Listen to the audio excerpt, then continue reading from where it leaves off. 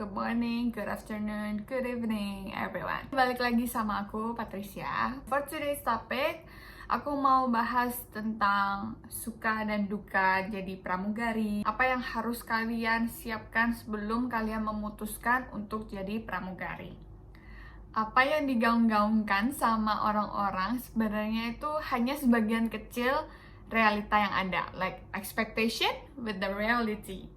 So, here we go. So, sebenarnya sering banget kita dengar, termasuk aku dulu selalu bilang, enak ya jadi pramugari, bisa jalan-jalan keliling-keliling dunia, bisa makan di Paris, bisa tidur di Sweden, bisa bangun di Singapura. Hates, it's not like that. It's a little bit true, but it's more complex. Why? Karena jadi seorang pramugari itu kamu harus siapkan mental. Mentalnya apa? Karena pertama-tama kalau misalnya kalian di maskapai internasional ataupun mungkin maskapai domestik ditaruh di beberapa tempat yang berbeda, yang bukan dari kota asal kalian. Ya, jadi aku ditempatin di Timur Tengah. Ya, as you know, we will not see our parents, our family, our friends that much. Karena mental itu harus dipersiapkan matang-matang. Kayak misalnya nih, kita yang biasanya sering banget disiapin makanannya sama mama atau sama pembantu, dan kalian harus belajar sendiri menjadi independen, menjadi mandiri banget. Kalian harus masak sendiri, cuci baju sendiri, harus beresin kamar sendiri. Mungkin itu jadi sebuah tamparan atau kalian jadi shock. Oh, ya ampun, biasanya aku hidupnya enak banget, tapi sekarang aku harus ngelakuinnya sendiri semuanya. Yang kedua, telinga badak mungkin ya. Jadi kalau misalnya ada nih customer atau passenger yang marah-marah ke kalian, ataupun senior yang marah ke kalian, kenapa kok gini, kalian harus menerima itu semua dengan legowo, dengan sepenuh hati. Karena kalau misalnya kalian nggak siap mental, itu bakal efeknya ke emosional kalian. Kalian bakal depresi atau mungkin kalian bakal kayak meratapi nasib, ya kan?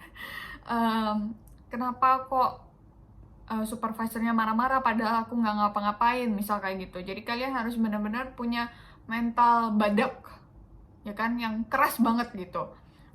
Tapi bukan berarti kalian nggak terima masukan dari orang lain ya. Jadi in some of the case kalian harus siap mental, siap dimarah-marahin sama penumpang. Misal kalau misalnya di delay atau ada kerusakan atau kalian ngelakuin kesalahan sama penumpang itu, kalian harus siap mental.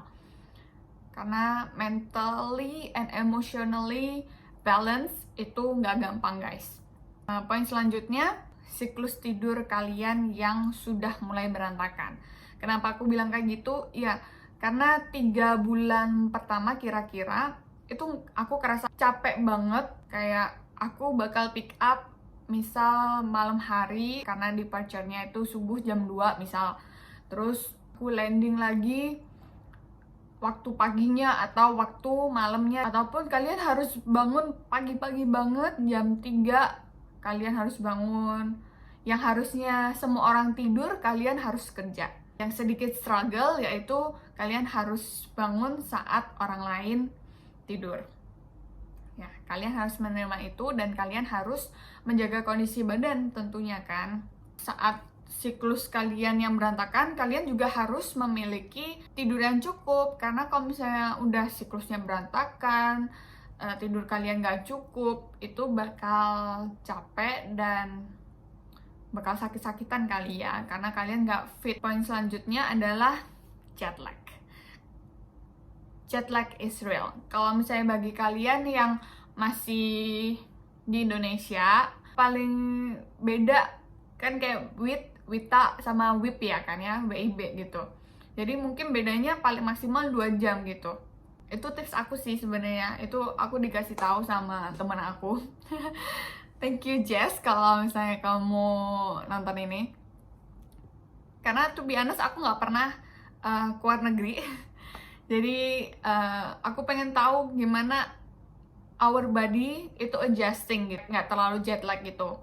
Jadi aku tanya ke teman aku yang udah terbang, gimana sih nyiasatinnya biar nggak jet lag? Ya katanya kalau misalnya nih kalian landing di suatu negara jam 6 pagi, padahal harusnya kalian itu tidur di negara kalian yang kalian tinggal itu, kalian kebiasaan tidur malam. Meskipun kalian landing nih, kalian harus tetap aktivitas.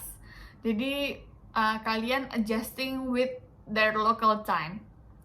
Meskipun nih capek banget ya kan, baru landing, baru kerja 14 jam, 12 jam, tapi kalian harus keluar dari hotel, nggak langsung tidur, karena itu benar-benar membantu gitu. Jadi meskipun kalian capek, ya udah hajar sekalian ya kan, kalian makan, kalian apa gitu, kalian explore the city mungkin. Selanjutnya adalah karena kita nggak kumpul sama keluarga, nggak kumpul sama teman, kita bakal ngelewatin momen-momen tertentu.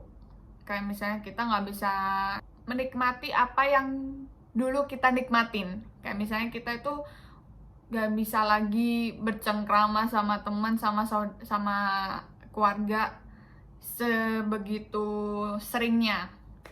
Tapi thank God, apa yang aku pikirkan juga dulu, kenapa aku memutuskan oke lah aku bakal jadi pramugari di Timur Tengah, karena aku mikir sekarang teknologi udah canggih, aku bisa video call, aku bisa temu kangen sama keluarga, sama teman-teman. Kalian juga akan ngelewatin occasion tertentu, misal nggak bisa Natalan bareng, mungkin nggak bisa Lebaran bareng, atau nggak bisa Sincaan bareng.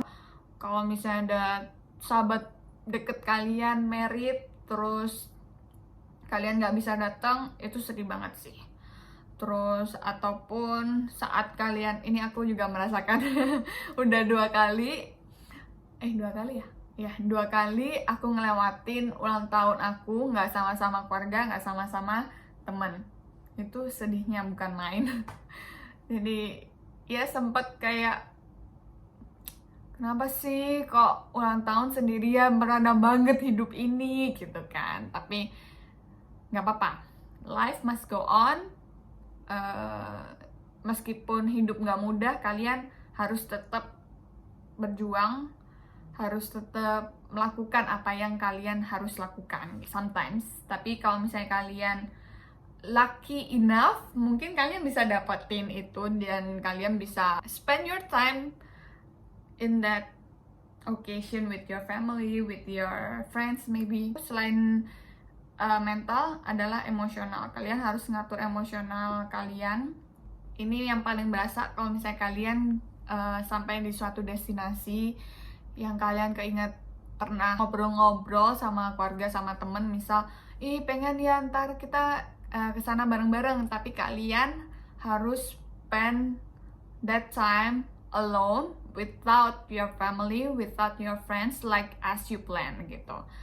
Itu sedih banget sih, kayak kadang itu sempet aku berandai-andai, andai kalau misalnya keluarga aku lagi di sini spend their time with me di negara lain, itu kayak kenapa kok jalan-jalannya sendirian gitu. Apapun itu yang orang-orang bilang enak jalan-jalan, it's the privilege that you got, karena kalian bisa jalan-jalan, bisa explore, tapi ada hal-hal yang harus kalian korbankan seperti emosional, mental. Last but not least, Hidup dan mati itu di tangan Tuhan. Lagi-lagi kita sebagai pramugari, pramugara, pilot bahkan, itu risking our life. Kita mempertaruhkan nyawa, kita nggak tahu kapan kita meninggal. Jadi seenggaknya kalian harus memikirkan hal yang terburuk yang akan terjadi sama kalian kalau misalnya kalian memutuskan jadi pramugari gitu. Pramugari ataupun pramugara ataupun pilot. Jadi setiap pekerjaan punya konsekuensi. Nggak cuma pekerjaan jadi pramugari kalian punya konsekuensi. Semua pekerjaan punya konsekuensi. Yes, that's it for today's video. Hope you like it. Thank you for watching. Don't forget to like, subscribe, and share to your friends. If you have any suggestions or comments, you can put on the comment section below. And last but not least, don't forget to follow my Instagram as well at HelloIt'sPats. See ya on the next video. Bye! Take care. Have a good day.